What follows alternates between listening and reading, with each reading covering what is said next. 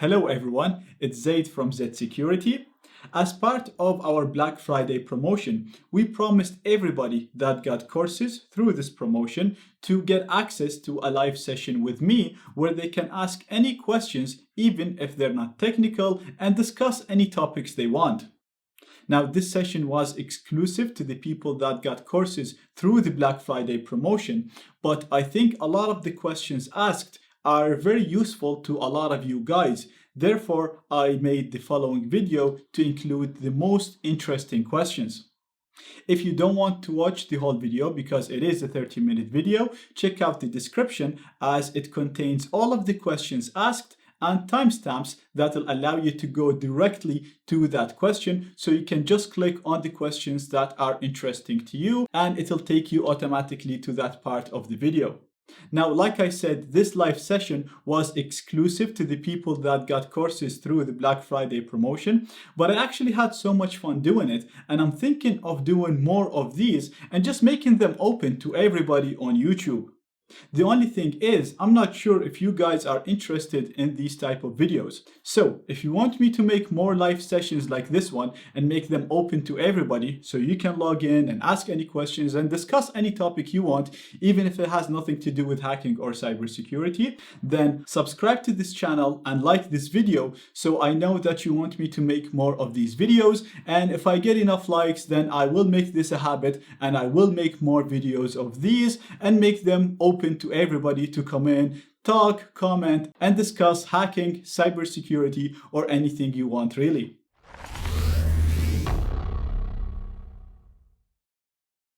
All right, guys. Sorry about the delay. First time going live on YouTube. So we had to set up a few things. I had to set up a few different links. Finally, we're live. I've done a lot of live courses before, but I'd have curriculum and have everything planned, and it's similar to the courses that I do that you've taken, but it will be live, so I'd be going through the lectures, so everything will be planned. This is completely different. As you know, I have no script whatsoever. Just doing this out of fun, out of one way of me to say thank you to all of you. Thank you very much for supporting me. Thank you for taking the courses. Hopefully they're useful to you, and hopefully you enjoy them as much as I enjoy making them and sharing them with you. It's really interesting for me to do this because, as you know, when I used to do live, obviously I used to know my students, I used to talk to them, and we'd have like some kind of a relationship. With doing it with everything with my courses right now recorded, I don't really get to see you guys much except in the Q&A. Again, happy to help you in the Q&A, but this is supposed to be more fun activity for both of us to get to know each other, discuss things that's exciting for both of us, which is security, tech, hacking, and all of that. I also have Adrian, my best friend and our favorite employee in zSecurity here helping me. He's not in the shot. We had plans of having him in the shot. Maybe we do it in the future. For today, he's just sitting here helping me read the comments and even discussing the things. Adrian is a fucking genius. He's the guy who made the VPN, made most of it. He's the guy who made the certificates. He's behind the scenes. You don't see him, but he's there and he's implementing a lot of stuff. So thank you very much, Adrian, for helping. And yeah, let's go. Anybody has any questions? Anyone want to kick it off? Okay, well, one that seems relevant is how do you start with becoming a penetration tester? So I have a video on that on YouTube. You should go check it out and subscribe to me. But a quick answer is there is no specific way. Depending on your experience and depending on what you studied, obviously there's two main parts. You need to get the skills first of all, and then you need to prove that you have these skills. So getting the skills, you can do it online by just searching on Google. There's a lot of free information there, or you can do it by taking the courses such as the courses that I do. The second part is proving that you actually have these skills. Now, the cool thing, companies these days, a lot of them are starting to accept people with no certificate, with no bachelor's. So you can go ahead with a Udemy certificate or a smaller certificate and then prove that you have the skills by practicing in bug bounty programs, CTFs and all that. And then if they see that, they'll do their own test and they'll let you work. In that video, actually, I said I know a friend who is earning more than 300K and he doesn't have any degrees. Obviously, he started low. He started with zero income without actually getting paid with internships. People see that he's smart. People see that he has the skills, and then he worked his way up. So it really all depends on how you want to do it. Main two things is get the skills first, and then once you have the skills, you want to go and do something to prove that you have these skills. I really go into so much details, and there's so many links in my video on how to become a hacker. So just go on the channel and look for how to become a hacker, or look on YouTube. It will show up and it will give you so much more information. Gagandeep Singh asks, do you have any tips on becoming a successful bug bounty hunter? Okay, learn the skills first. Make sure you know them. A lot of people think that if they just do a course on hacking, they'll become, that's it. They got it.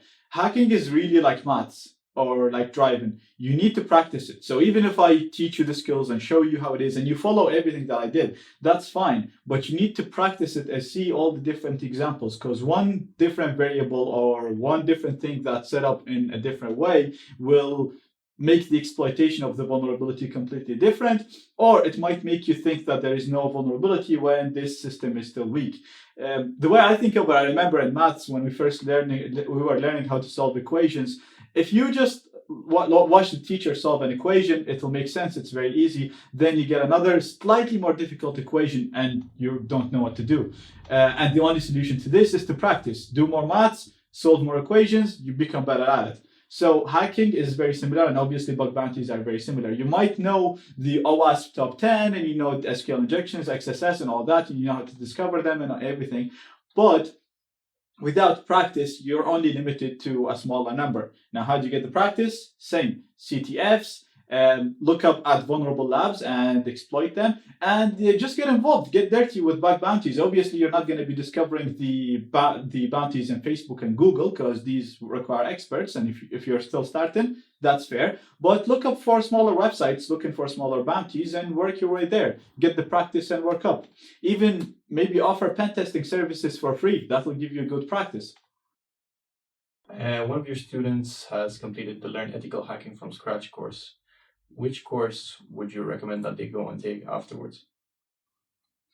So all my courses, they're not designed to be taken as an order. I actually get that a lot. I get this question, what should I do after I finish X course?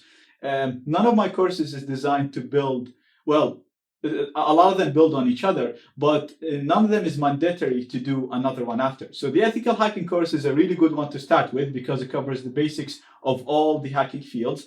And then, as you know, I have a course on website hacking, one on advanced network hacking. I have one on Python. I have one on social engineering. So each one of these courses will dive deeper into the title. So the website hacking course will cover more advanced topics and more techniques in website hacking. The social engineering course will cover more social engineering topics and dive deeper into post-exploitation and all that. So once you're done with the Learn Ethical Hacking from Scratch, see which topic you like the most, and then do the course that's specific to that field. Or if you just want to learn more, again, you can just do whatever, or you can do a number of them at the same time. Really depends on you. None of them requires something else to be done first. So you can just do whatever you like. Okay, this one's a bit broader. Can you make any comments on biggest challenges / threats nowadays in terms of security, and what are the emerging and future technologies that we will have to worry about? AI is what we need to worry about. That's going to kill us.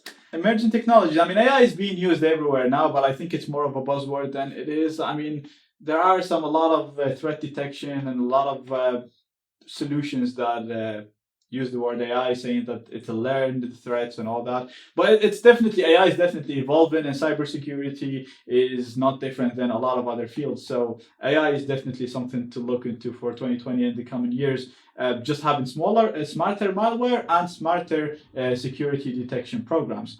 Again, obviously, we're not at the level where the AI is very smart to outsmart us, but we will definitely see smarter malware and security solutions. What do you think, Adrian? You're big into AI and all that kind of stuff.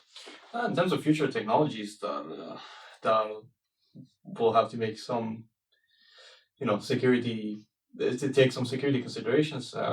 I don't know, self-driving cars that will constantly be networked together.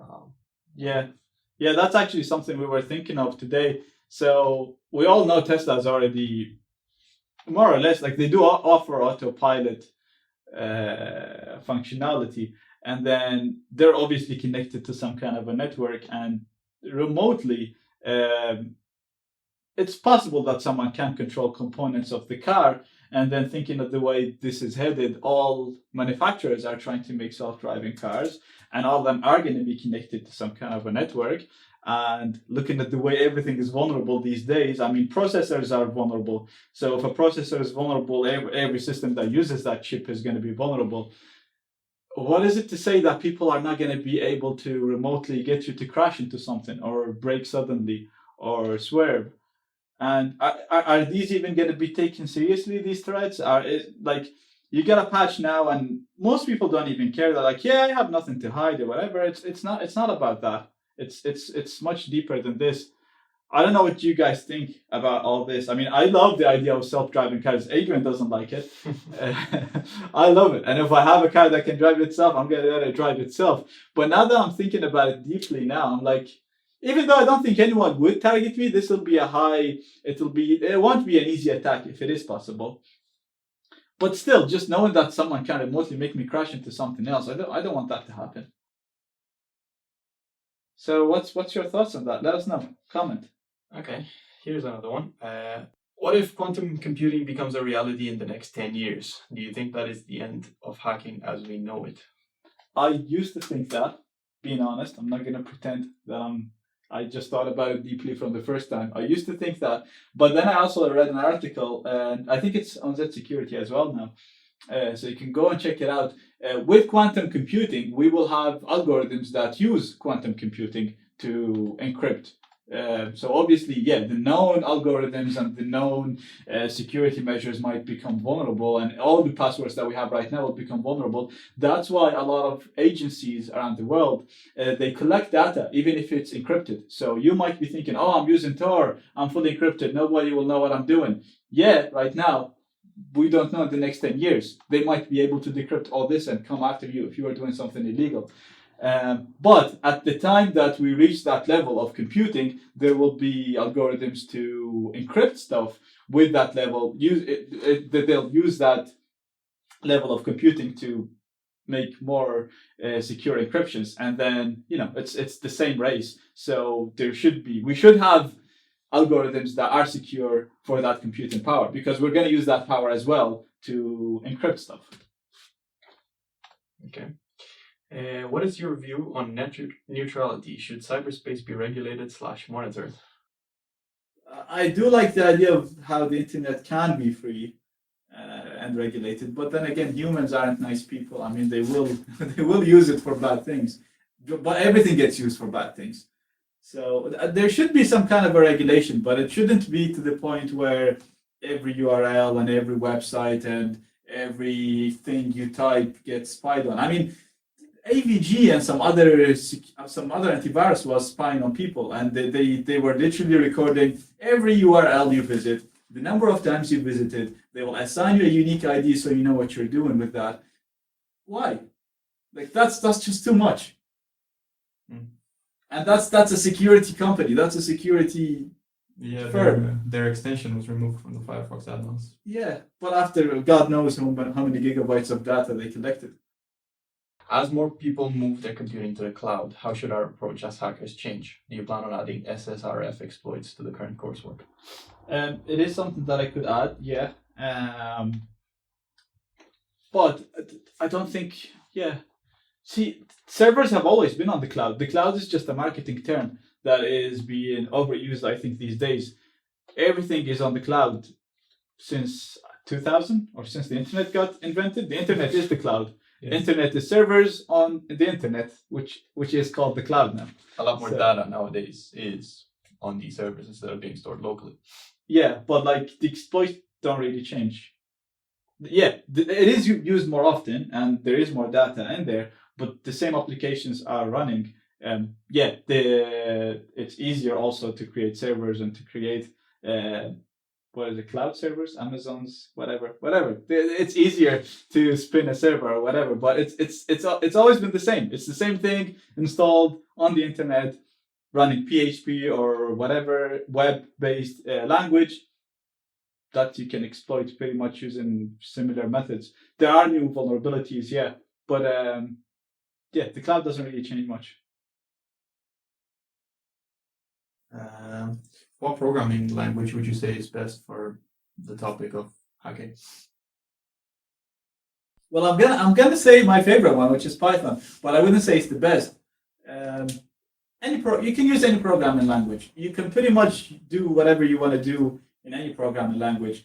It depends on what you're comfortable with, and depends on which one has more support. So Python has so many libraries, there is so much support, and the community is amazing. So that's why it's a good language. Go is a very good language too, because it's cross-platform, so a lot of people use it. Java is the same, cross-platform, a lot of people use it, so it can be useful. Ruby is very similar to Python in terms of libraries and ease of use, so it's used widely as well. I'd say these are the four that's the most used, but these are four very popular languages anyway. So Ruby, Python, Java, they're popular if you want to write any program, not only hacking. Can you make any comments on what you think about OSCP certifications and other such certifications in this area, like CEH as well? So CEH, starts with CEH. A lot of people think CEH is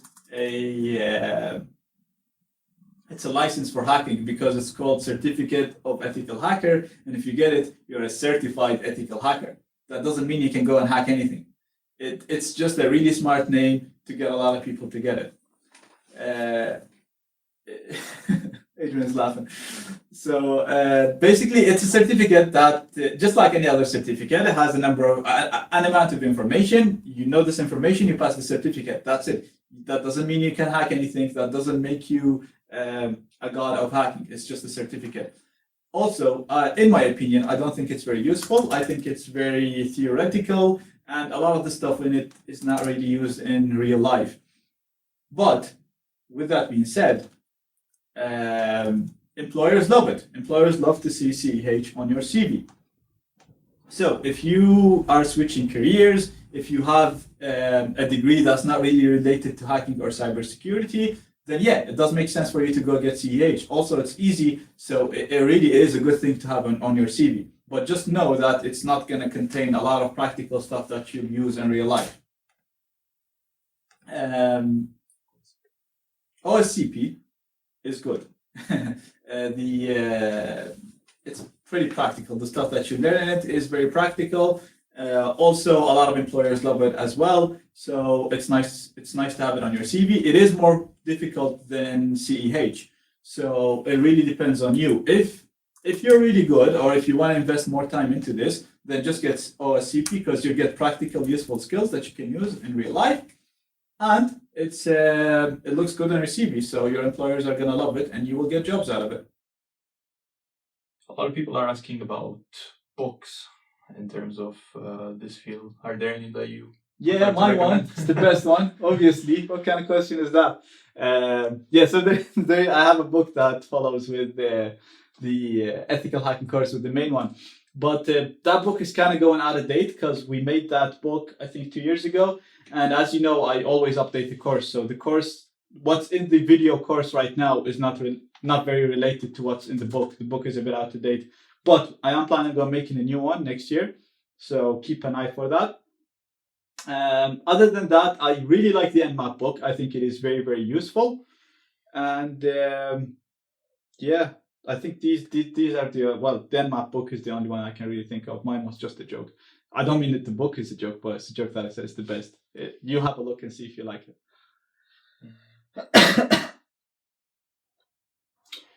What sort of attack vectors would you use if your victim is not connected to Wi-Fi?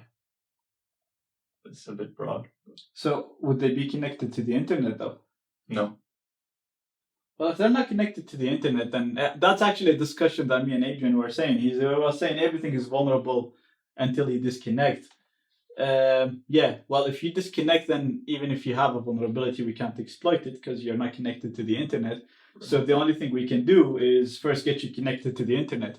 So I'll have to have physical access to your computer to get it to connect, maybe even get you to connect through Wi-Fi or get you to connect through 4G, mobile data, or any other method to get you connected to the internet. And then once you're connected, I can try to exploit something. There are methods of, I think it's not very new. I've read it like a year ago or so, where they were using a very sensitive mic to analyze the sound made by the processor, and based on that, they would know what your computer is doing. And they've actually managed to do this from a separate hotel room, so they weren't in the same room as you. They'll be in the neighboring room, and they were able to get some information that gave them clues on what that computer is used for, and the computer had completely no access, no internet. Now, that's obviously like some proper Mission Impossible spy stuff, but yeah, it's possible. As a hacker, how do we ensure that we are secure on the web? You're not secure. Know that. Don't use Windows. You just shouldn't use Windows. If you really want to be secure, you want to use cubes, but that's a bit of an overkill because then you're compromising a lot of the ease of use. I actually don't see cubes being not easy to use. It's a really nice operating system. It really depends on what you use. If you can afford the resources that cubes needs, I think cubes is amazing. If you don't know what cubes is, Google it. I will make a video on it actually on my channel. It's an amazing operating system. Basically separates everything into different security domains. Everything runs into its own virtual machine. You can literally open malware in completely separate virtual machines where it'll self-destruct once you turn off the machine. It's amazing. I think it's the most secure that you can get. Obviously, there's no 100% security. Cubes is amazing. But if you wanted something quick, if you don't want to go like that far, and you can't, because cubes does need a lot of resources, it's not cheap. If you can't afford it, if you don't want to go that far, just stay away from Windows. Use Linux. Be careful of what you want to run. A lot of people get hacked through social engineering. Social engineering is like the biggest threat. So if you know what you're doing, if you know you're not running malware, if you're wary with the people that you talk to, if you verify everything you download, if you verify every email you get, you should be fine. And on that note, what OS do you personally use when you're doing any kind of cybersecurity work? So I have virtual machines, obviously. I use Kali. I know there is Parrot and Black Ubuntu and all these other operating systems. I actually would like to see in the comments now what's your opinion on them. In my opinion, when I started all this, there was no operating system for hacking. So I was actually talking to Adrian about this the other day. We download, back in the day, I can't believe I'm that old. We download our own. You download the Linux, a normal Linux like Fedora or whatever. I used to like Fedora, so I still like Fedora. So mine was Fedora. I download the base Fedora, install whatever graphical interface you want on it, and then install the tools that you like. For example, Nmap, Metasploit, whatever.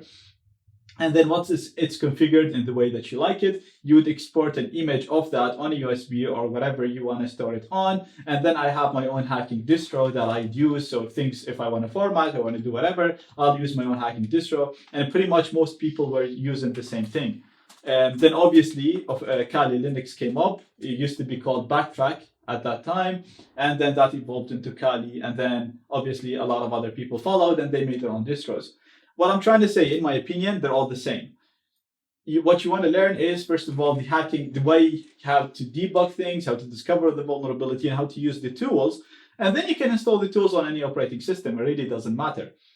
I use Kali because I'm just used to it, and it comes with pretty much everything I need. That's all. It's not because it has any magic. It's not because it makes me a better hacker. It really doesn't make a difference. It's just easy for me. I double-click it. It's imported there in my virtual environment, and I can use it. That's the only reason I use it.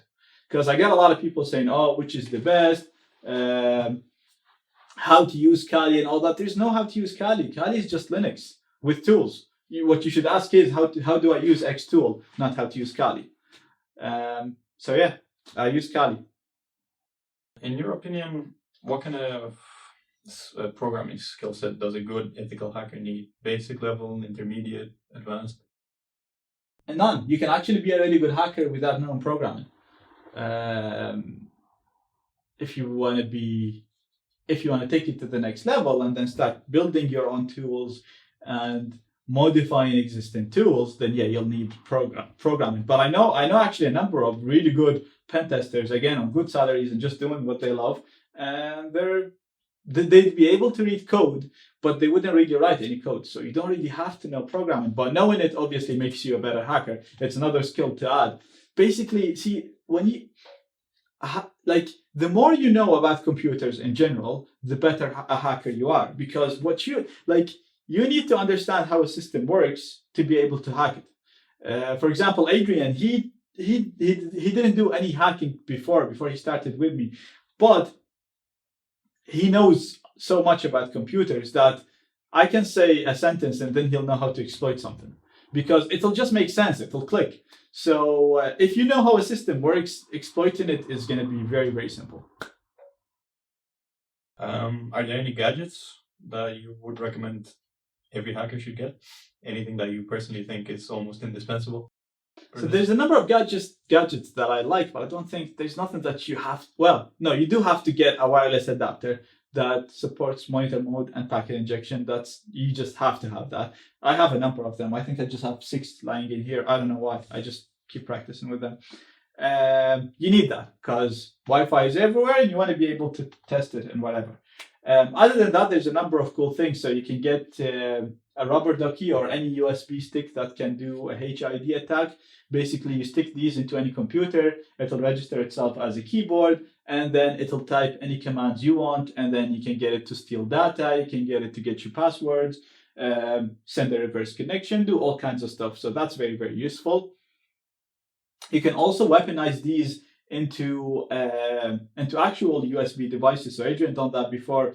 We had a lamp. You know the way you can buy USB lamps and USB fans, joysticks, anything that connects through USB. You can actually weaponize these and have one of these chips inside. And then when it's connected to a computer, it'll register itself as a keyboard, and then it'll send you a reverse connection or whatever. So this can be a very, very dangerous attack vector, even to companies. You can send this as a present, for example, to the secretary or to someone that works there. They connect it to their computer, and yeah, you get access. Other cool hacking stuff. These are the 2 I can think of. I mean, there's cool cameras and stuff. People don't think of how useful cameras can be, because you can obviously record things. So if you have a camera, there's cameras that come in glasses or in a pen. If you're pen testing a company and you're physically there, Adrian had this before. I can't say which company it is. Very, very, very, very big popular company. We're doing a pen test on it. It's done very well. There's passwords. The passwords change. Their system was very good. The way we got it is Adrian was talking to someone, and that person had a password written on a sticky note on a desk, and obviously we got it from a smaller camera that he had with him. So yeah, I mean, it's all these smaller errors that people make that helps you get into bigger systems.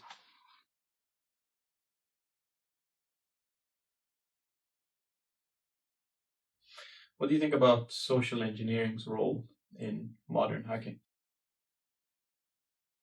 Yeah, like I said earlier, it's huge. Like most of the big hacking attempts or attacks that happened recently, obviously there's a lot of skill and they use some kind of a advanced vulnerability, whatever. But there has to be a social engineering element. Someone got tricked somewhere along the chain. That's how it's been like for a very long time. People are the weakest link. People will get tricked. And again, the bigger the companies, the easier it is to trick people, because you have all sorts of different people. You have people with very little IT experience, even if it's an IT company. And like, it's just human nature. If you know someone well enough, you'll be able to kind of steer them in some kind of a direction. Again, like I said, you need to have skill. You need to exploit a vulnerability or have a backdoor or a Trojan that is really good. But you will be able to get them to run that Trojan or click that link or make that call or send that message. You need something to start the whole chain. But yeah, most of the recent attacks did have some sort of a social engineering element to them. I think it is huge. I think it's very, very important. What tips do you follow in order to secure yourself online? Like you personally? So going back to me saying it's all about social engineering, if you're aware, like if you know about how you could be exploited, I'd say you're 80% more secure than, if not much more. I don't want to just throw percentages, but you're much more secure than so many people, and you're going to be bypassing so many attacks literally just by being aware. Even if you're using Windows, even if you're using a very vulnerable system. Then on top of that, yeah, make sure you're up to date, make sure you're not using a vulnerable system, and you should be fine. Would you like to discuss how our VPN compares to other competitors in the market? So, I mean, perhaps introduce it. Yeah, I mean, if you guys don't know, we recently launched our own VPN service, ZSVPN.com. Go and get it right now. No, I'm joking. It's how does it compare to others? Most VPNs use OpenVPN, and most of them use very similar encryption, very similar method of encrypting data and handling it. I know ours work in China, which I know a lot don't work, so that's something that I think we can excel on. I know this because I have a friend in China, and he told me ours work. So that's an extra. I don't know which others work in China, but ours work. Other than that, also we have a Tails client, which most VPNs don't. So you can't really use a lot of VPNs on Tails unless you modify so many things. With ours, you have an actual client where you can just select the server you want to connect to, and it connects you to it. And yeah, I mean, it's we keep no logs, but again, you have to take my word for it because that's the way it is. The other VPNs say that they keep no logs too, so it really depends. What you should do is you should go do your own research, see which VPN provider you want to go with. And also, I think our price is very competitive. So we keep no logs, we have a competitive price, we support Tails, and we work in China. So if we work in China, we should work better than a lot of others. How did you come up with the idea of starting zSecurity? It kind of all just flowed. So I used to work for iSecurity, like I said, which is pretty much an Arabic version of zSecurity, I think. So I was one of the first people with them, became one of the founders at the time. So that was a community where you can share, an ethical hacking community where you can share articles or anything that's related to ethical hacking for free, which is what zSecurity does now. We have like a hacking section where I contribute and others contribute for free. And then it also had the training section for the people that just want to get courses with curriculum that takes them from one point to another. So again, that's what we have. And and then I'm adding more services because they just make sense. It's, for example, the VPN. It's just something that's very related to what we do. We do believe that with privacy, we do believe in privacy, and VPN does protect your privacy. Also, all the networks you connect to outside of your house, like a airport, hotel, whatever, they're public. And as you know from my courses, people can steal whatever you do on them. So you would need some kind of a VPN to protect yourself. We used to use VPNs before, so we thought of implementing our own. Why not? And then we actually have a number of things cooking. I actually don't want to say them today because we are working on them, but they are not at 50%. I'll probably tell you about them once they're on 50%. So some really, really exciting stuff coming. Again, it's because stuff that we think would be useful to us. We like hacking. We enjoy it. I was hacking when I was 12. So what we're doing as zSecurity is things that we think are useful to hackers, basically. So yeah, we have some really cool stuff coming up. I'll definitely keep you updated and tell you what's happening. I think I might be doing more of these live videos. Like I said, this is the first time I do it. I wasn't even sure if I need Adrian to help me, but I did. Thank you, Adrian. Probably next time we'll have him here sitting beside me. and we'll have more discussions and more stuff. Obviously, this was exclusive to you guys, the guys that bought courses through Black Friday. But I might make the next one public, so there will be so much more people on the public one. Like, the channel already has more than 30,000 subscribers, and then on Udemy there's more than 300,000 students. So if we do a public one, it's going to be a mess, but it's going to be fun. I'm sure there'll be some really, really fun questions to talk about. But I hope you guys enjoyed it as much as I did. And yeah, don't forget, subscribe to the channel. I'm sorry I couldn't answer all of the questions that you guys asked, but I'm just looking at the comments, and they're flying. Like, I can't even read them. That's why I have Adrian here helping me. So if I missed anything, if it's technical, if it's related to any of my courses, or if it's technical, please ask it in the Q&A section. I have my teaching assistants answering questions there every day, and I also review them. People think that if they don't see me commenting that I'm not reading them. I actually read every answer posted by Ali and my other teaching assistants. The reason why you don't see me commenting is because I agree with what they said. If I don't agree, you'll actually see me commenting. So if you do spend some time and look at other questions asked by other people, you will see me commenting sometimes to add a note or to fix something or to edit something. So if you don't see me commenting, that means I read it and I have nothing to add. We just get so many questions, guys. I get more than 200 questions a day. So I can't do them all by myself. That's why I have Ali and the others helping me, and I just review what they say to make sure that the answer is good enough and is helpful for you. So sorry if I missed your question here. If it's technical, please ask it in the Q&A. We'll respond to you within 15 hours. And thank you for being here. Thank you for getting the courses. I hope you find them useful. And until the next one, goodbye. Again, guys, like I said at the start of the video, I had so much fun in this live session, and I am considering making more of these and make them open to everybody on YouTube.